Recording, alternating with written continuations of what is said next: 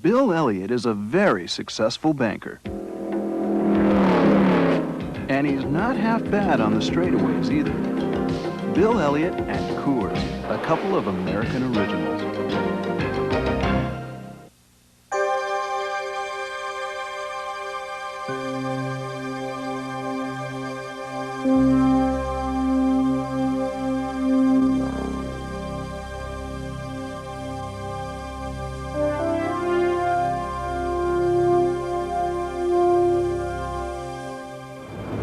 The North Carolina Motor Speedway at Rockingham, a track with many historic moments. In 1965, Curtis Turner won the first race here. And in 1973, I clinched the Winston Cup Championship here. That's certainly a race I'll never forget. But in 1976, in the Carolina 500, fans were going to witness the start of one of sport's most amazing stories. As we look at the starting lineup that day, we see Dave Marcus on the pole in the K&K Dodge. There's Buddy Baker, Richard Petty, David Pearson, even old BP starting 7th next to Cale Yarborough. As we scan down the lineup, there's a name we haven't seen before. Back in row 17, number 9, Bill Elliott from Georgia in a Ford. Bill would only make 32 laps that day before dropping out with a broken oil pump. Now his car is owned by an oil pump manufacturer. He finished 33rd that day, earned $640. But little did anyone realize we were watching one of sport's amazing stories. Bill Elliott has gone racing into history.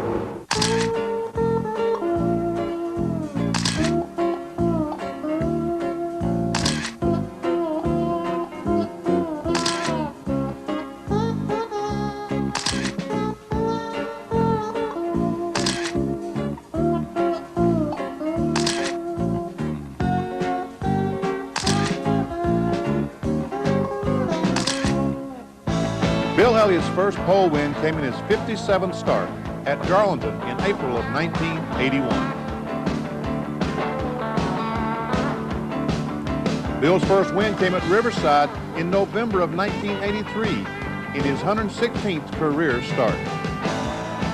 But his big payday came in 1985. Bill Elliott is going toward immortality. Bill Elliott gets the checkered flag. Bill Elliott has won an additional $1 million in 1985. 85 was such a letdown as far as what we tried to do and what went on that year. But I think 85 would have really been overshadowed if I'd have been up here then. I'm just truly proud to be up here tonight and be a proud of Winston Cup racing. And I thank you very much. Thank you, guys.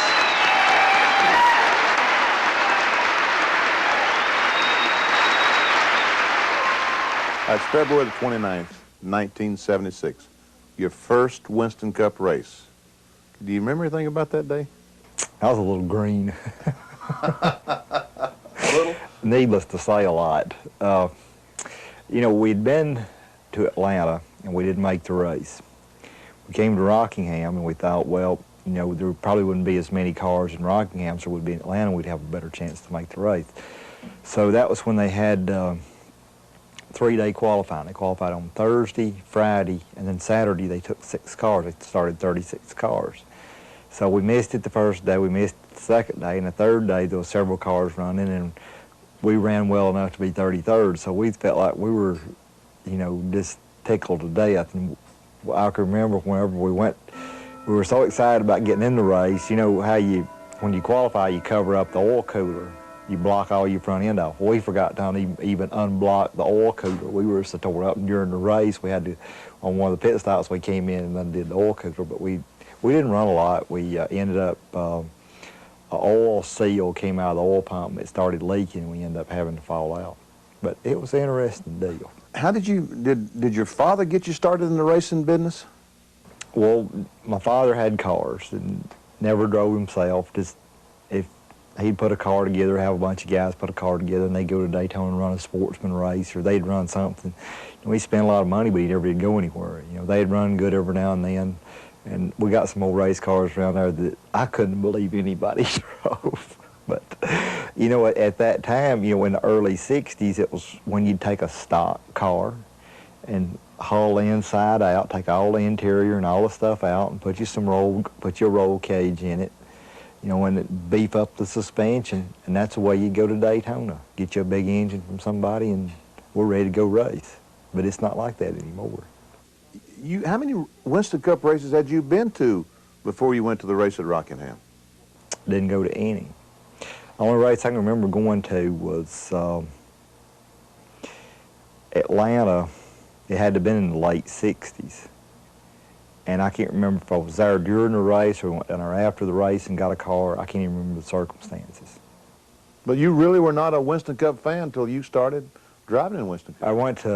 I remember going to Lakewood when it was dirt, and it must have been about 68 or 69 when Tom Pistone and somebody else was racing.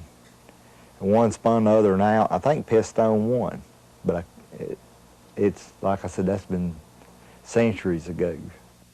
I'm sure you're talking about keeping a race car when you were 16. So race cars has gotten in the way of school back in your teens, I guess. Kinda.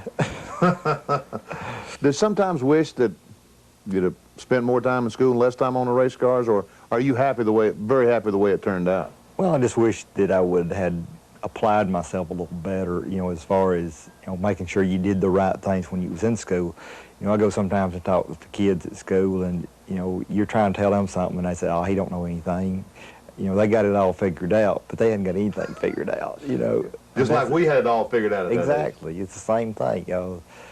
Times change, situations change, but it's still basically the same. The problems with the society this day and time, that there's so much pressure, there's so many more things to do, and so much emphasis is put on things, just like athletic sports.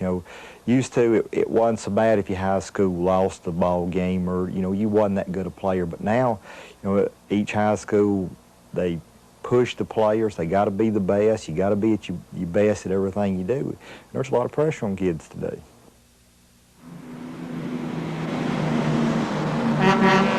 Dawsonville, Georgia, home of the Elliots. It's a place where kids can grow up without the pressure of the big city life of Atlanta, only 70 miles to the south. The old courthouse stands in the center of town of less than 1,000 people that serves as a county seat for Dawson County. And would you believe there's not a traffic light in the whole county? Yes, the state route was number 9 before Bill made it famous. Dawsonville was as well known for its moonshine as for fast drivers in the past, and 4 drivers from this small town won at Daytona before Bill, but they were on the beach course.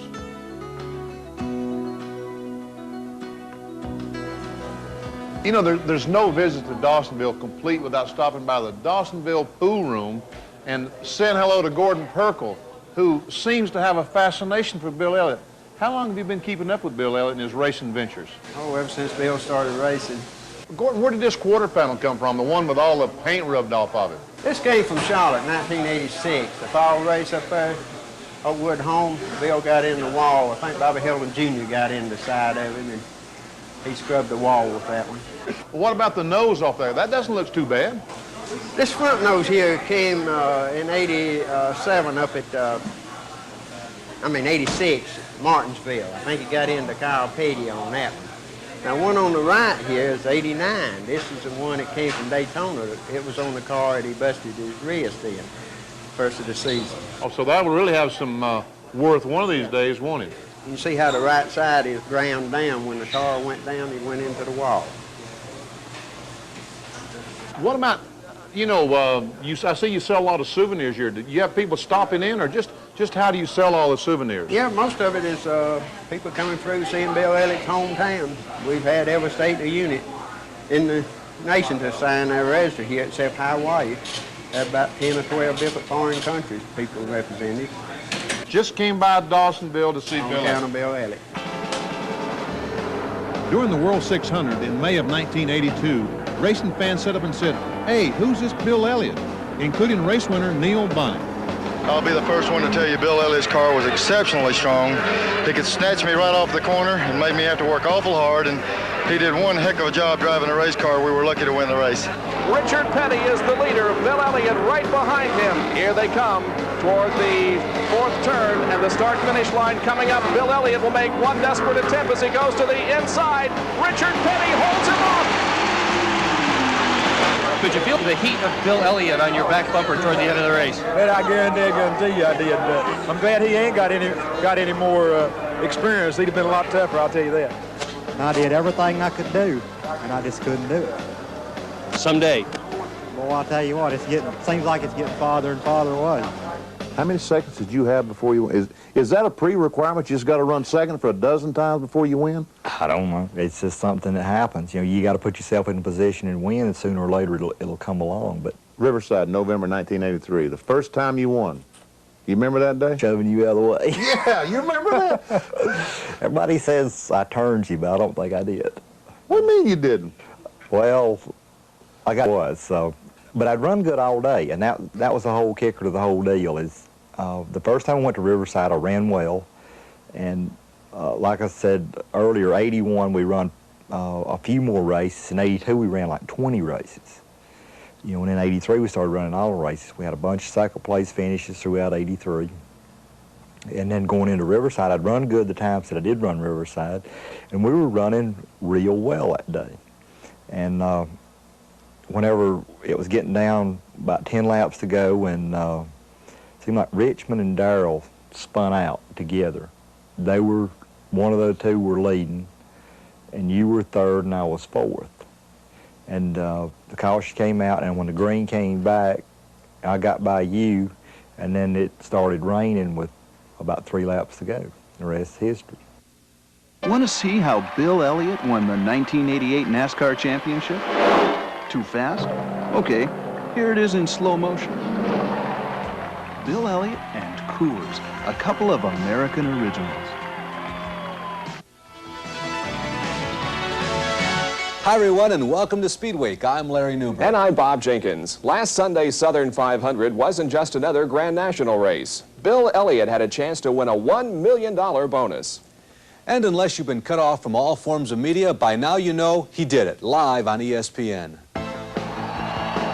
One of the biggest stories in auto racing's history, Bill Elliott won the Winston Million, winning this year's Southern 500.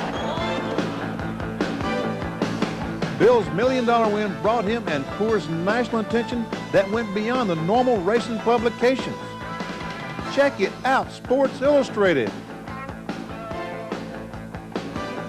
Darlington, it must have some special memories for you after 1985 and walking away here with a $1 million bonus. Well, you know, going into that race, you always hope and dream things would turn out the way they should, especially on race day. You know, you've been in enough races to know that anything can go wrong, and sometimes usually does. You know, for me, Darlington was a place that, as far as fighting odds, it was probably odds on worst place you could absolutely go to run for the $1 million. And we felt like, as far as trying to clinch it, Charlotte would have been the better place, but we missed it there. You know, and then all that followed us from Charlotte right into Darlington. But at Darlington, we were able to handle it a lot better. We worked very hard on the car, making sure that it was right for this particular race, and we came in here, we sat on the pole, and it wasn't as hectic as the prior race going as Charlotte was, but still yet it was a situation that we did everything right and we came out on top. And you know, all the circumstances that went on that day was probably the most memorable part of the whole deal. Let me ask you, and I know there had to be moments in that day that your heart just literally jumped up in your throat. Like, I know when Cale blew the power steering hose, what did you think when you ran in that smoke? Well, about the same thing I thought a couple of years before that. Cale was driving a Monte Carlo at that time. He blew up and went into turn 3, and they didn't quite catch a caution quick enough, and I ran in the oil about toward the third, fourth turn wall down. And I thought the similar things was going to happen, and immediately when it started smoking, I turned left and came across the apron and came out on top. But you know, still, the situations like that stand in your mind, and I knew that all I had to do was hold him off the last several laps of the race. He didn't have any power steering, so you know, it turned out to be an okay day. But the main thing of it is we stood up under the pressure. We did what we needed to do, and still yet we won the race. And what a year 1985 was. Did you ever believe that you could have a year like that? No, you know, I can remember sitting in New York at the banquet in '84, and they were announcing all this money, $1 million if you win 3 out of the big 4 races, you know, and all this stuff. And I thought, well, you know, boy, that's nice. But, you know, who am I winning? I've never won a Daytona. I've never won a lot of places. They ended up winning that. But, you know, the year started out, and you were just Jack the Bear all of a sudden, and ended up, and it's hard to put your finger on it. You know, you go through years since, and you have a down year, and you can't really get everything going just right, and you can't really put your finger on it. You can't buy a win, but then some days they just come along like nothing to it. Now, I mean, it's been 4 years. The statute of limitations has run out, whatever you were doing. But just confess to us, what little something did you have that no one else had in 1985? Nothing. Oh, come on now. I couldn't tell you if I didn't know what the other guys had, so how, you know. But you must have been fudging just a little bit. We were probably more legal than a lot of the guys were. Oh. That's probably what it was. We were too legal. Didn't know any better, right? I didn't know any better. But the Winston Million, you won the million, but it almost destroyed the team, didn't it? Well, I think all the things that happened that year ended up being a negative as far as us personally. The stress you put on, we'd been working a lot of hours, so there were a few guys there. That was probably the biggest help we had. We were kind of like a Kowicki or somebody like that that had, you know, a few people, and the fewer people you got, the fewer problems you got, because there's not that lack of communications between people thinking somebody else did something or somebody else didn't do something. But looking back on that, you tried to make things work right each and every race, and you know, we were working night and day doing everything we could right. I think we ended up just burning ourselves up, and then that began to come a negative before the end of the season. You know, sure, it was nice to win, but then you were tired of the deal. But going into Darlington, it was the situation from 101 Talladega to going into Charlotte. You know, for the first time I'd run for the million, I mean, it was a total disaster. You know, you couldn't move, you couldn't work on a race car. And see, I was devoting so much time to the race car. You know, now you're having to do other stuff, and I couldn't deal with it. You know, it was just a situation that was taking you away from the race car. And as time went on there, you kind of got things put back together, and we did well enough to win Darlington. And it was just a situation that we organized things well, and they worked. But, you know, all in all, as far as the insight going into that, it's tough to deal with.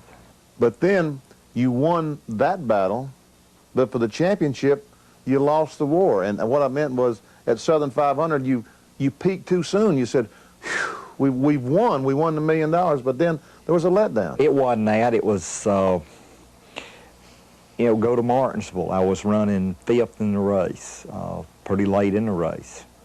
Go down in the 3rd turn. Somebody behind me lost their brakes, crash ahead of me, drives me into the first turn wall. Whose fault is that? And I was doing what I needed to do. Go to Wilkesboro. We had some bolts break in the flywheel. You know, just something that nobody's fault just happened. And there wasn't nothing that I could do about it.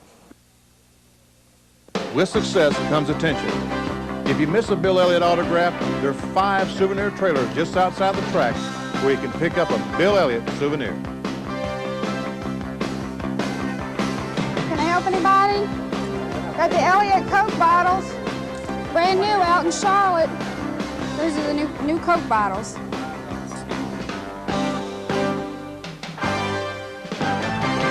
Not everyone roots for Bill. It just seems that way. Elliott, you're there. Number one. Where's Bill at? Bill Elliott.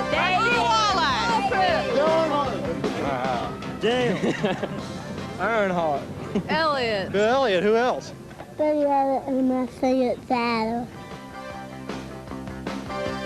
And Bill, 5 times the fans have voted you the most popular driver. Now, I know that's got to mean a great deal to you. It really does. You know,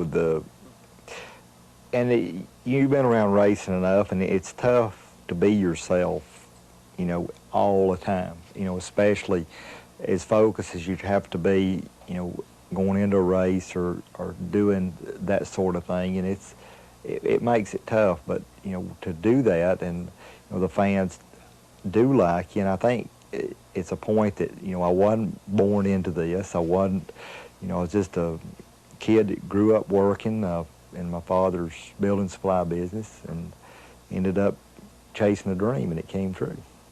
Who's been the influential people in your career? Well, I think there's been several. You know, my father made me work hard when I was growing up, and you know, he wouldn't let us participate in any sports or any of that stuff. You know, you had to come home and drive a truck or drive a forklift or load this or load that. Or at what age? To 9, 10 years old. You know, when I was old, I was driving a forklift when I was 10 years old, and I was driving a truck when I was 13 years old. When could you get your license in Georgia? 16. I was driving a truck on the highway when I was 14 and 15. Everybody knew that around Dawsonville, though, right? Well, not the law, not the ones that meant something, but you know, there again, times have changed a lot since that point in time. But I guess the biggest thing I learned was working hard and you know, going at it the best way you know how, and you know, having good people around me. Ernie has been very good as far as what he does. He gets bent out of shape pretty bad if things don't go right, and he's probably the more temperamental one of us as far as, you know, everybody talks about how mean Ernie is, but there's a good side to him, but there's also a very business side to him that he wants to run good no matter what. 5 times Bill Elliott has been named NASCAR's most popular driver, and fans from all over want to know, where does he come from and what makes his cars run so fast? This is the Coors Mellon Racing Complex. This is the building that Bill and Ernie started their racing enterprise back in the 70s, both in the same shop. Bill on one side working on the race cars, Ernie on the other side building the engines. And then later on, Bill built the building you see on to the right to work on his race cars. Ernie, meanwhile, took over the entire shop for the engine shop. And Bill steadily built the shop, added on until he came up with this building you see in the center that now houses Bill Elliott's trophy room and souvenir shop. And then further on to the right, we see the large brown building. That's Ernie's engine shop that he built about 1986, a fabulous facility. And over behind the center shop is the new race car shop or preparation shop that Bill just moved into in the summer of 1989. 24,000 square feet just to work and maintain a race car. And even the small road you see between the buildings, that goes back to the Elliott Airstrip, a private airstrip, so that they don't have to go to Gainesville to fly out. They simply go out the backyard.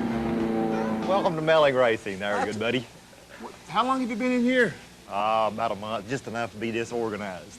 And how big is this place? 24,000 square feet. Just to work on a race car? Well, we thought later on we might make men and boys shop out of it and have these little rooms I'll show you in a few minutes where the people can go in and change. Well, how about showing us around? Come on, we'll show us around here. All right. I will kind of show you an idea of what we do when we first bring a truck into the shop, and then we can kind of get an idea of what we're trying to accomplish. Okay. You know, the problems we had before was when we brought a car back from a race, you know, you'd be outside, it'd be raining, so on and so forth. You know, and it was always a real aggravating thing when you brought a car in to get it off and out of the truck and in the shop. So now we got the truck, we just back a truck inside the building, and we can have the truck in a totally separate area. And we got rooms for 2 truck bays here. So we can back a truck in, and it can be in its own little space. We can close it off to where, you know, if you don't want to heat it or you don't want to air condition it, you don't have to. But then we can leave the doors up if you do want to heat it or air condition.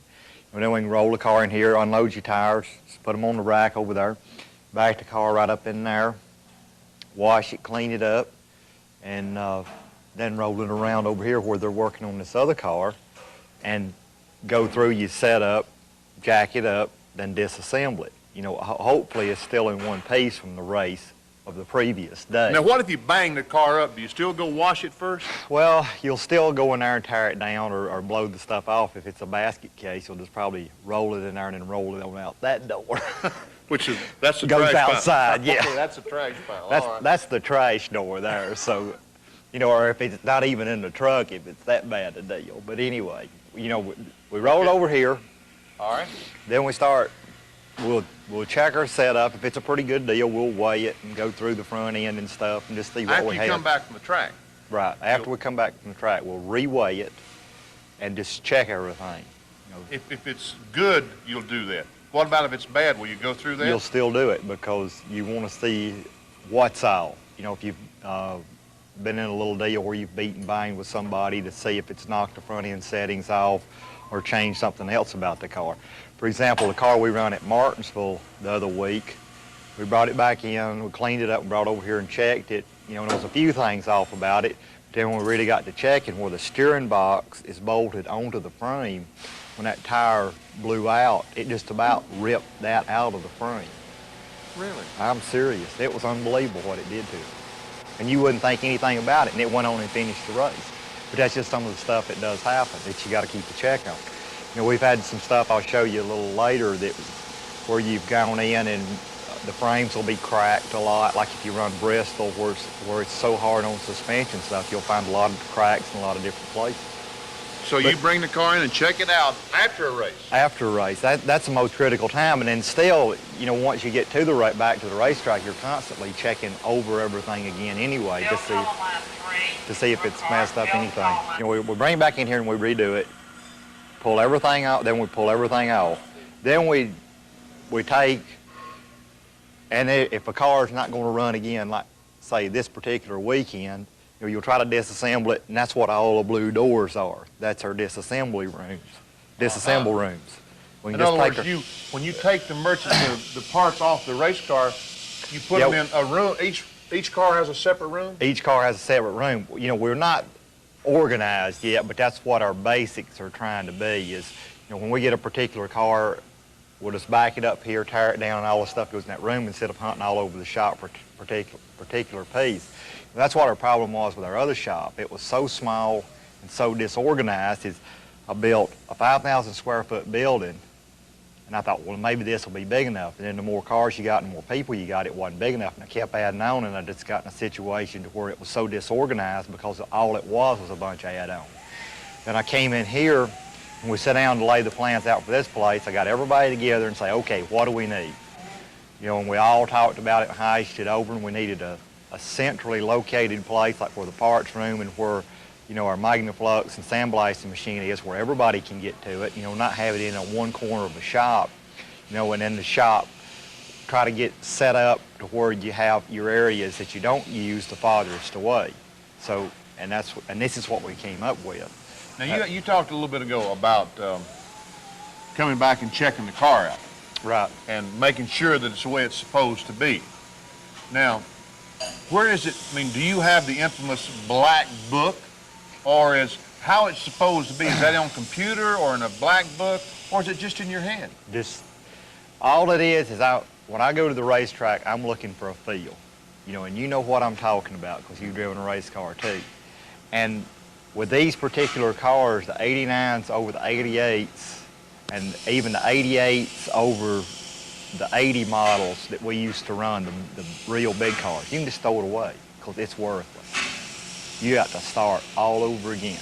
You know, sure, you've got the basics that you may have run a 350 spring here or a 300 there at, let's say you go into Charlotte, and you know what your basic setup was there. But these 89 T-Birds are so different that you can just throw that book away and start all over again. Huh. I mean, you don't use it as just a basics to start with? Well, you use it as a basics to start with, but the way what we found out about these things, it's not even close. You just start all over. I mean, that's the whole point is, you know, how critical, you know, is keeping records. And what we try to do is we keep lap times of the race, whoever was the leader or whatever, and how quick you run and things of that sort. But as far as your setup and what you ran that particular time, just for an example, if we'd have run Wilkesboro when it was supposed to have run, the tire stagger is constant. With a radial, you've got what you've got. It's got no stagger in the rear. See, so what I might have liked is an inch stagger in the rear.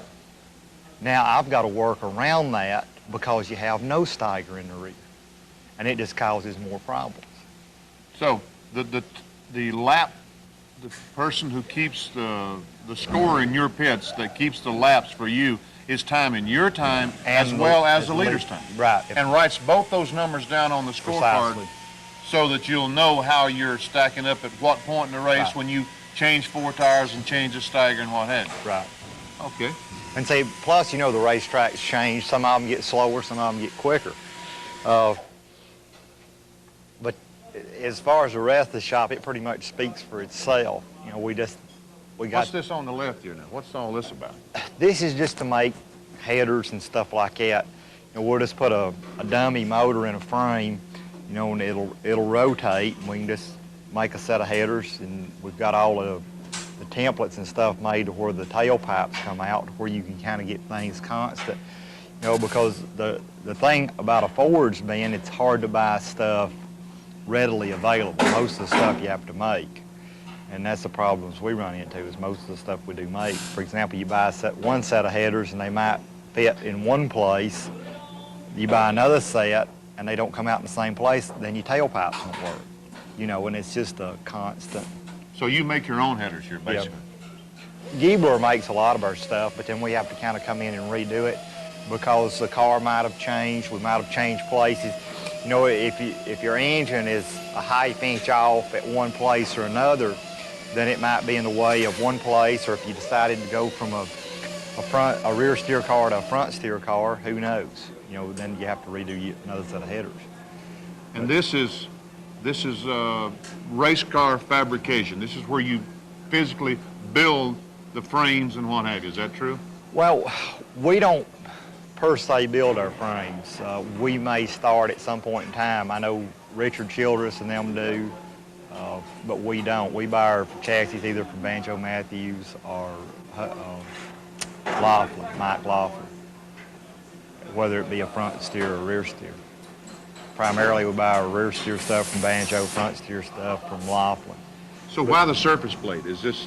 Well, that's, you know, we can repair our own cars. If we get a snout tore up, we can cut the front section off. That's what we call the front subsection, and replace it. Or if we don't like the way it drives this week, we can cut it off and move it up or down.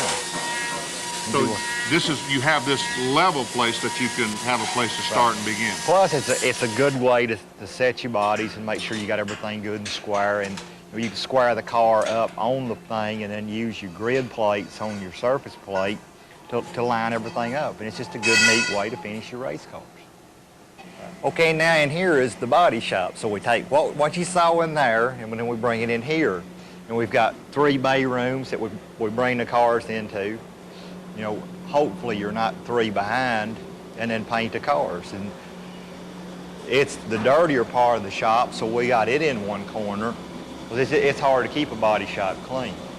So this is where you apply the filler, the Bondo, the filler, put the paint on and whatnot. Right. And then whenever it gets done in here, we'll turn around and take it right back in there to finish it, to bolt the windows in, to bolt the suspension under it. And then when we get done there, then it'll go back to the setup area. So, I mean, we're constantly trying to do everything. I mean, I think we've got as good a shop, probably better than the majority, probably one of the best on the circuit as far as I'm concerned, what I've built here. I don't know of anything I really need to do any differently. Okay, what about your parts room? What kind of inventory do you have? Do you have any idea what the inventory is in here, dollar figure? There's no telling, Dennis. This place is, you know, Harry gets a little excited every now and then when he sees them. Harry Mellon? Yeah. But, you know, we have got a lot of inventory here. We got a lot of stuff. You know, it's unbelievable to go over to the engine shop, see what they've got. I mean, it's just unbelievable. Somebody will stop here on the side of the road and we'll show them around through these shops. They can't believe it. They can't believe what you've got here. What an investment you've got here. Oh, it's a tremendous investment. It really is. But that's what you have to have if you're going to compete today. But, you know, still yet looking at race teams, you know, you can compete with less than this. But it's just like what we experienced in '85. You can burn out. You know, you can work 24 hours a day, 7 days a week, but only for so long. You know, and here we're trying to run it like a business, and it's gotten to the point that it's extremely hard to look at it like it because it is a 7-day-a-week deal, and it's hard to work a specific number of hours. And you know, you try to do the best you can. That's why I built this place, is to try to help the guys out, to have them a nice place to work, to come into. And it's still tough. And folks, this is a treat. right across the parking lot is Ernie Elliott's engine shop. Okay, Ernie, this is where it all starts? Yeah, this is a room that basically the engines are started in. Everything here is very rough. It's just like it comes out of the box from Ford. We pre-assemble the engine with the basic pieces we're going to use to get an idea of what kind of condition the block's in as far as deck heights, what kind of clearances it's got. Basically, whether, you know, when I'm talking about clearances, I'm not talking about bearing clearances. I'm talking about, you know, if the crankshaft actually clears the block, if, you know, if the camshaft's got a problem. Sometimes you have a situation where they cast these blocks, there may be a little flashing hanging down, you know, and actually rub the parts. So you put the engine together here with just old junk bearings to check everything and make sure everything rotates properly and get your basic clearances. And then once you have done that and you've determined it's a good block and it can be used, then it's disassembled, carried into the grinding room, and all this is polished, cleaned up. All the bolt holes are tapped and deburred. All the oil holes are reamed. The basic preparation for doing the engine. Okay, now a lot of teams buy their cylinder heads. Do you buy your cylinder heads, or do you make your own? Both. You do? Where's the headroom? This is a headroom next door. All the head grinding's done in there. It's all done in this one area. Okay. Now, oh, I see. Okay, now these are just grinding booths. And in other words, you put a cylinder head on this, put a cylinder head on this block, on this wooden block, and you can just throw it around in every direction, just have at it. And grind away? Grind away. Now, and then once you grind for a while, then you take them to the flow bench, and that's... Yeah, this is the flow bench here. And here's where you do your finished cylinder head work. You bolt the cylinder head to this part. To that surface. And blow air through it. Yeah, depends on what you're doing. If you're flowing the intake, you pull air through it. If you're doing the exhaust, you blow back through it. I got you. So in other words, basically it simulates what the cylinder in the engine would see. You're not in a situation that you're trying to blow down through the intake manifold. That way you'd be doing everything backwards. You're actually doing it, you know, like the engine was pulling the vacuum on the cylinder. Once you get that done, you take them to the assembly room and put them together, right? Well, it depends, yeah. If they're good, you take them to the assembly room. If they're bad, you take them to the back shelf. All right, now, Ernie, we've worked on the parts, and we're going in the hospital, right? Is this what this is? Yeah, this is a clean area. This is where we assemble the motors. Now, what do we do in this room? This is bearing fit. This is where we fit the rod and main bearings. Everything's done in a controlled atmosphere. And we use, instead of using a standard mic like everybody's used to using, we use air gauges, which basically has been used in Detroit for years. And you actually fit the size of the bearing by a precise amount of metered air. In other words, you take the inside diameter of the connecting rod, for instance, and take the bearing shell that you would use and put on those air gauges, and it would tell you the clearance that you're going to end Correct. up with between... Yeah, and it's a very precise method because what it does, it eliminates the variances you get in different people using a micrometer. Because when I use a mic or you use a mic, we'll get different numbers. But when we use this deal, the numbers are all the same. All right, let's go down through the rest of the hospital wing. And what do you do in this room? This is engine assembly. There's 2 identical rooms, and this is where we assemble. This is where we assemble all the short blocks and all the complete motors. And once they come out of here, they go to the dynamometer? They go right on the dynamometer. In other words, you sit at the console and use that lever over there and just... Yeah, this is the throttle. This is what you throttle it with. And then everything else is controlled on this dyno automatically. You don't have any water controls at all. You can run it manually, but most everything is done on an automatic test on this particular dyno. So all you got to do is just hit the throttle forward? All you do is punch the throttle and punch auto test, and that's all you have to do. It does the rest. Wow, what a piece of equipment. And when you're finished, it gives you a printout that tells you? Yeah, you get a printout of all the, of all the information that you want. It gives you all the vital statistics of the motor: oil pressure, oil temperature, water temperature, fuel temperature, air inlet temperature. It'll give you all your torque readings, give you your horsepower readings, exhaust temperatures, even how much timing you've got in the motor. It'll read it out in number of degrees at each RPM point. We can record up to, with the machine behind you, we can record up to like 140 engine functions. And we can do that 4, 5, 6 times a second. The drive line is another integral part of a race car. Dan Elliott does the rear end and transmission work. And let's visit with Dan and see what he's up to. People keeps talking about gear ratio. We interview a driver and he'll say, I didn't have enough gear, or the engine blew up because I had too much gear. Is there any way to explain what they're talking about? Yeah, before the race starts, you can only judge in practice what gear ratio you're going to need. And you try to, there's a certain RPM level that you're trying to achieve. For instance, in the Bill Elliott car, what's the magic number? 8,000, 7,800 RPM? Yeah, let's say we go to Rockingham, and we usually run a 422 gear at Rockingham. Now 422 gear at Rockingham turns what? Anywhere from 7,800 to 8,000 RPMs. Right at the end of the straightaway. Peak RPM in the straightaway. That does 2 things for you. That also gives you a boost up off the corner, because the higher you can make the straightaway RPMs and make the engine live the whole race, then when you go down into the corner, there's a low RPM that it gets to, and that'll be somewhere around 5,500 in that range. And the higher you can keep it in those areas, the better it's going to help you coming off the corner. What a great success story the Elliott boys have been able to put together in the past few years, from this humble beginning to what we've seen in the past few months. Complete with the convenience of an airport in the backyard. And Bill still gets a chance to play on 2 wheels instead of 4.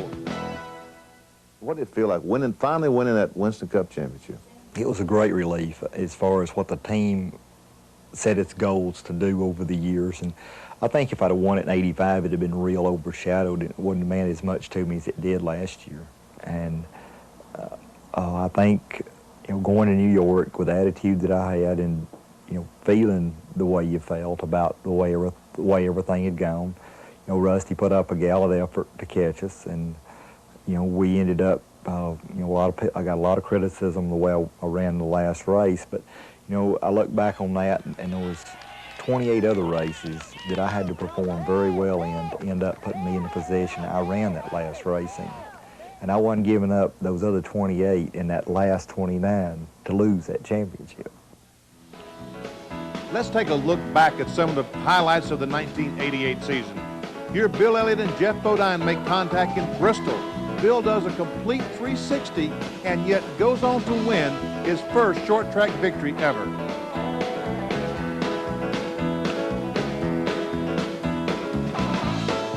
Daytona Beach, Florida, the Firecracker 400. Bill starts 38 and comes on to barely beat Rick Wilson to the start-finish line to win.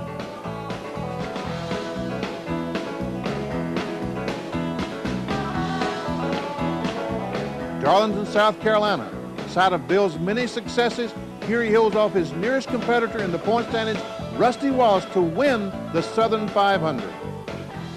The scene is set. The Atlanta Journal 500. Bill Elliott, in front of his hometown fans, finishes 11th and wins the Winston Cup Championship.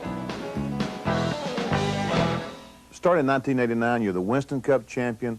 Everything is looking good. It's going your way. And you go to Daytona, crash the first day there, and break a wrist. What were your thoughts about that? The only thing I could think of, sitting in that car when it slid to a stop, was how long am I going to be, out? But you knew your wrist was broken. I knew it was messed up, and I mean, there was no doubt about that. And that's the big thing in my mind was how long, because I knew it was going to be a tough to deal with from that point on. And that has to come in as a champion. It's hurt your '89 effort a great deal, hasn't it? it wiped it out as far as, if it hadn't been for the model change, you know, from 88 to 89 T-Bird, which was a pretty dramatic change, you know, and as far as my career has gone, I hadn't been through that many great changes. And the car is just totally different, and we've had to learn a lot about the car. I mean, it takes a totally different setup than the 88 did. And having to deal with that, you know, and not being able to test, you know, when I could have between the races at the first part of the season because I was messed up, it's just been a uphill battle. That brings us back to the North Carolina Motor Speedway. On Sunday, Bill will once again make an historic start. This time we'll ride with Bill and listen as the Elliott's plan their strategy throughout the race. Bill Elliott and 41 other drivers introduced to the sold-out crowd in Rockingham, North Carolina. The festivities are over. It's time that Bill crawled in the race car and started thinking about one thing, trying to win the AC Delco 500. He waves to his crew. We see him start in his fourth starting spot behind Darrell Waltrip, and Waltrip alongside pole sitter Alan Kowicki.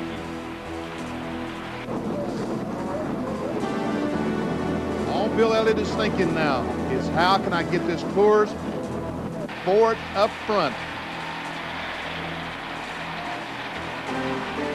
See him moving the car back and forth, getting the tires warmed up for that first lap under the green flag. And let's listen to the start. Start in second gear. Third gear. Now fourth gear. And down in turn one behind Waltrip, pole sitter Kowicki gets the jump and takes the lead on the first corner.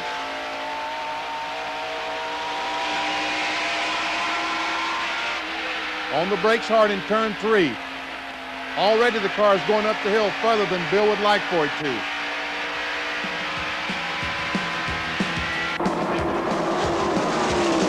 Elliott dropping back a few car lengths.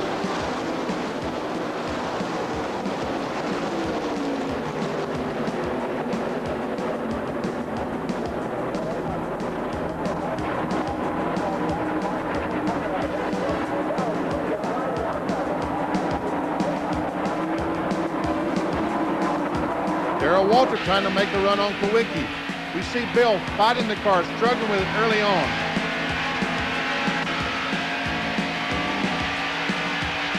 And there's Waltrip once again looking on the inside of Kowicki, going down the front straightaway.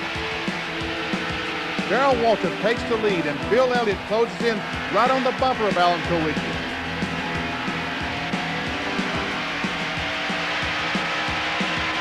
Kowicki's car wiggling badly early on.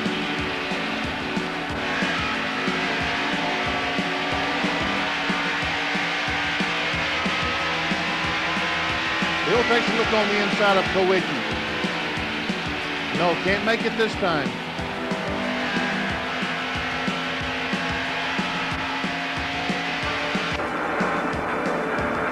And here comes Dale Earnhardt, the Goodwrench Chevrolet on the inside of Bill. Behind those two, Mark Martin in the blue number 6.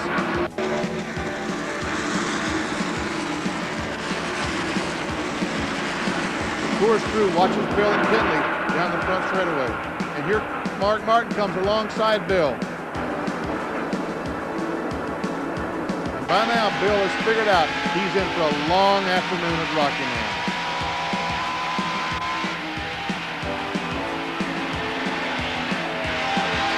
Side by side, just a few feet from each other as they go through the corner. And now it's inches.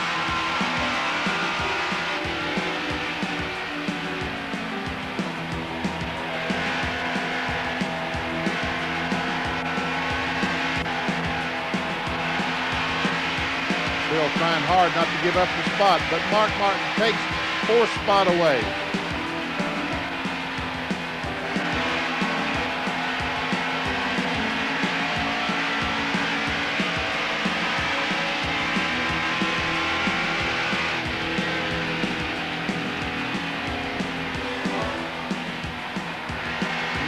trying to figure out what can I possibly tell the crew? What kind of change can we make on the pit stop when we get a chance to change the car and make it better?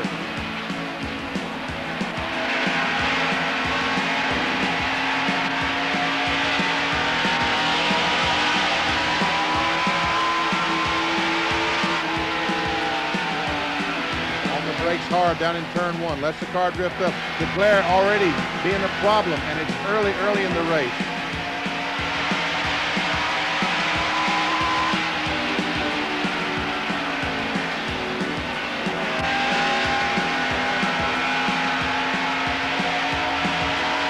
Ricky Rudd, the Quaker State Buick, moves along and takes the spot away from Bill.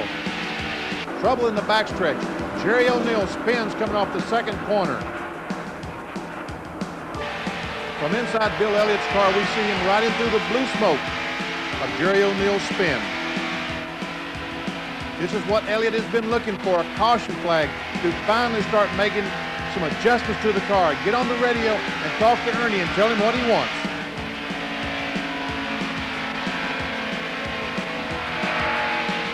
Yeah, probably about 2 rounds away in the left rear. 2 rounds of wedge in the left rear. Bill Elliott seems to think the car is loose. The back end trying to go out from under him. He's going to try to adjust that situation.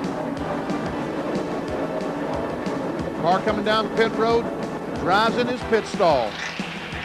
Ernie, the entire crew waiting on him. There's a crew cam with brother Dan Elliott changing the right front tire. Tires roll into him, picks up the wrench. And every tire changer's nightmare. The lug nuts fell off when he threw the tire up. He had to pick up 2 and put them on with his hand. We see the gas man, the fellow with the helmet, puts the wrench on, turns 2 rounds. That's Mike Brandt putting in 2 rounds of wedge in the left rear, and Bill Elliott drives away.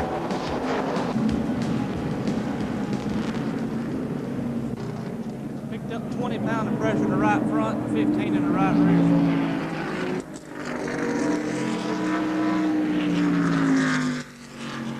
Put 2 rounds in it.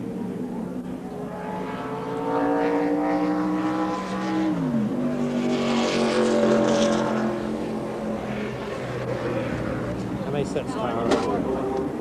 Got 7 left. I got somebody going now to get some put over wreck. I got a couple of deals working for people to get some. Hey, better relug those. As Bill's nephew Casey looks on, Bill wants to know, how's the tires doing? Out of the tire wear. Use the corner of a 32nd on the right and hardly none on the left. No wear at all on the left and a 1/4 of a 32nd on the right. That's just over 10%. Ernie knows it's going to be a long afternoon. Great race between Rusty Wallace, Dale Earnhardt, and Ricky Rudd. This is for the lead, and Rusty Wallace takes the lead in the AC Delco 500.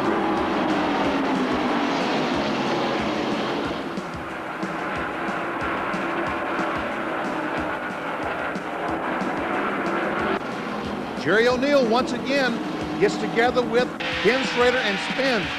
Bill Elliott drives down in the corner, sees the smoke, heads for the infield. And gets by without hitting a thing.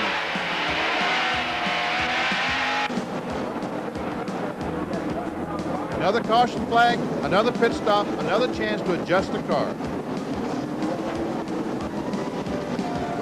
This time they're adjusting the rear spoiler. Mike Thomas bending up the rear spoiler, putting more down pressure on the rear tires. Ernie Elliott taking some tape off the grill so the engine will run a little bit cooler.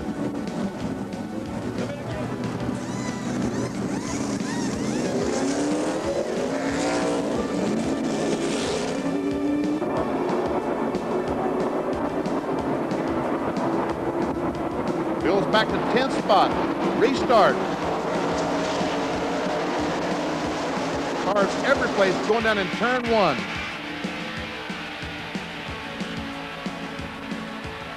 And Morgan Shepherd loses control in front of Bill, but stays on the wall, and Elliott is able to drive by.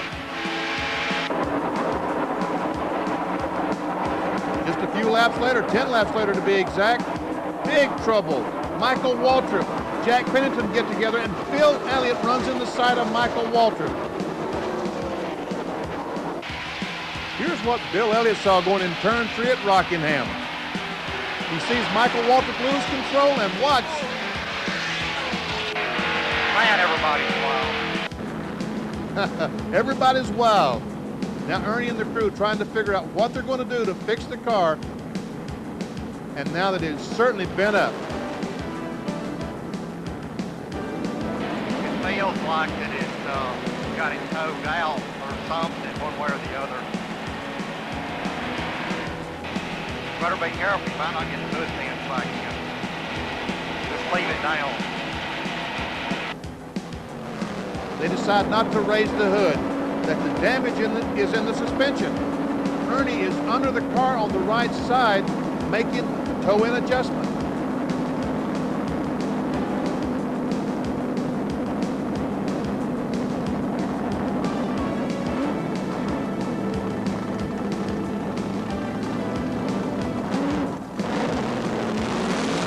With a kick for good measure, the car drives away.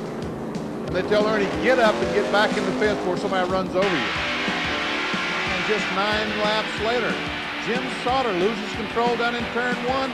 And once again, Bill Elliott is able to go through an accident. It seems like everything that happens today is in front of our hero, Bill Elliott. Just a few laps later, Darrell Walton spins in turn 1. Davey Allison spins. Several other cars involved. Ricky Rudd gets ran into in the back of the car. All the cars have spotters. People up in the grandstands with high visibility above the racetrack, watching the racetrack and warning the driver. Listen to Bill Elliott's spotter warn him. Easy now, easy up ahead of you. Good going.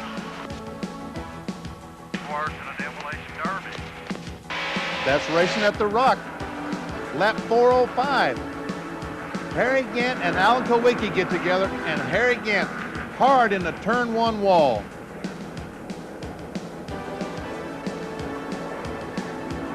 We have a shot of this from the in-car camera with Harry Gant. Now listen to this, folks. Oh, don't you know that hurts? See how much we shortened up that car? We'll check the back end on this car. He has no back end. Here's how it happened. Earnhardt and Rusty Wallace get together. Earnhardt spins. Wallace is able to go by, but Sterling Marlin comes along and knocks the back end completely off Earnhardt's car.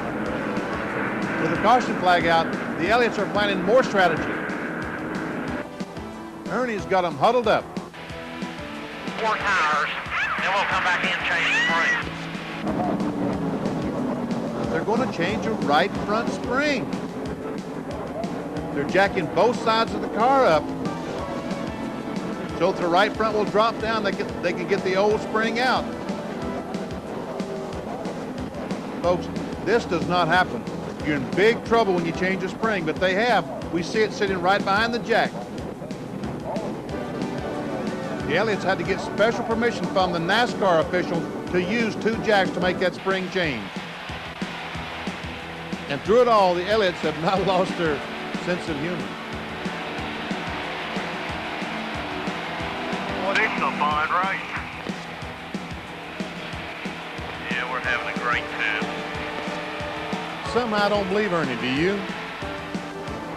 It's 4.5 hours later. What started as a great day and victory aspirations did not finish that way. Bill Elliott is to finish 15th. We can see the crew already getting ready to go back to Dawsonville. And Mark Martin takes a checkered flag and wins his first Winston Cup race ever. Win or lose, there's work that has to be done. Mike Thomas starts cleaning up the pits, and Bill Elliott drives inside the garage area. And what a day it's been. We see the tire mark where someone has driven in the left side of the car. Bill barely has missed 4 accidents. Been in an accident where he'd been up the front of the car. And things got so bad that Bill and the crew changed a right front spring. That's right, folks. They changed a right front spring during a pit stop. Well, they talked the whole time, and they'd realized once they got in the race that they had the thing sprung wrong. And We had to check and see if we could actually do that in the rules, but they cleared it, and that did help, but we didn't realize what was wrong with the car. Had we done that earlier before the crash happened, I'm sure things would have been a lot different. 2 weeks later, Phoenix, Arizona, the Valley of the Sun, Bill Elliott starts 13th on a 1-mile flat paved oval, the Phoenix International Raceway. Bill was not very good at the early going, fell back in the 20s. But listen to Bob Jenkins call the end of the race. Look who's watching this. Bill Elliott, the first time that we've seen him up in the front runners this afternoon. Bill Elliott began this race from the 13th starting position. We're in the final lap as Bill Elliott from Dawsonville, Georgia looks for career win number 32 in Winston Cup competition.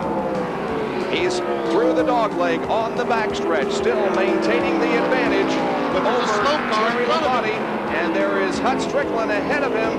Here they come off of the fourth corner. Bill Elliott still with about 5-car length advantage on Terry Labonte. The checkered flag falls, and Bill Elliott wins the Outer Works 500. You remember that dejected crew at Rockingham a couple of weeks ago? This is the same group of guys with an entirely different result. Bill Elliott has won. All the work and the strategy they planned today paid off, and they're able to bring the car into victory lane. Whether it's for $1 million or a Winston Cup championship, victory is what it's all about. And Bill Elliott today will take the trophy home. It will mean as much to him as a trophy from Darlington, as a trophy from New York to Waldorf. Bill Elliott, winner. I'll tell you what, at the first of the race, I thought I'd be lucky to be in the top 20 at the end of the day. And, you know, the guys kept working. We never give up. We kept messing around with the wedge and messing around with Steiger. And as the day went on, the car got better and better. But I believe a track changed and just helped us. It just seemed like everything we did, you know, for our Thunderbird just made it work better and better as the day went on. And, you know, with the crew I've got and, you know, with the good help of Coors and Harry Melling up in Jackson, you know, without people like that, I couldn't be here. What if you could change something since you started? Would you change anything, or? It'd be hard to change anything, because everything was keyed on something else. I just wished I had somebody that could sit down and say, you know, like in '83 and '84 when you were running good, it could sit down and say, okay, this is what it's about, you know. That you need to try to focus on this, or you need to do that, and you know, kind of an idea of how to handle different situations. 'Cause man, I got thrown in situations I had no idea how to deal with, being from a small town in Dawsonville.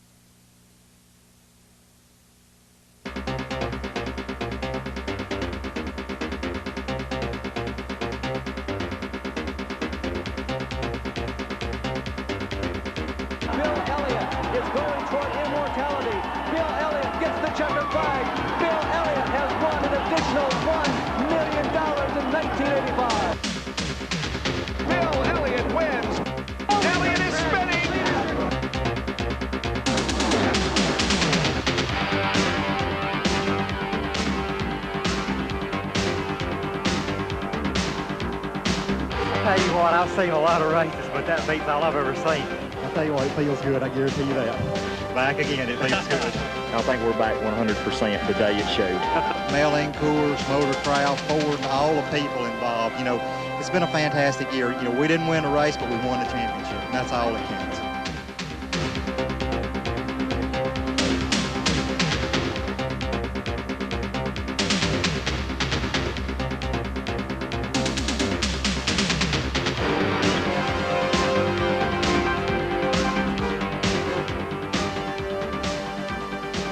Ended up chasing a dream, and it came true.